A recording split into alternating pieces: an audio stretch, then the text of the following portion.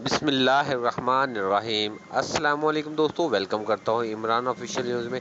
जैसा कि आपने थंबनेल में पढ़ा होगा कि सफरी पाबंदी 10 ममालिक पर लग रही है 3 साल तक। ये ARY पर न्यूज़ पर यह खबर चली है। उधर जो साबर शाकर साहब हैं उसने उन लोगों ने तस्दीक की है कि वो पाकिस्तान या इंडिया या 10 ममालिक पर 3 साल तक पाबंदी लगाने जा रहा है। इस खबर की असल हकीकत आप जानने के लिए आप लोगों से गुजारिश की जाती है इस चैनल को सब्सक्राइब करें, बेल आइकन को दबाएं ताकि इस तरह की तमाम वीडियो आप तक पहुंचती रहे।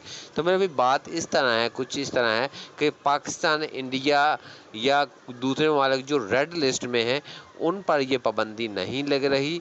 जैसे कि जो रेड लिस्ट में ममालिक हैं, अगर उन ममालिक में अगर कोई सऊदी शहरी सफ़र करेगा तो उन पर यह 3 साल की पाबंदी लग सकती है। वो डायरेक्ट तो सऊदी से नहीं आता था, वो किसी भी ममालिक से, किसी भी इस तरह के मुल्क में वो चला जाता है जिस ममालिक में कोरोना की वबा ज़्यादा है या सऊदी में रेड लिस्ट में शामिल हो, तो वो सऊदी पर 3 साल की पाबंदी लग सकती है।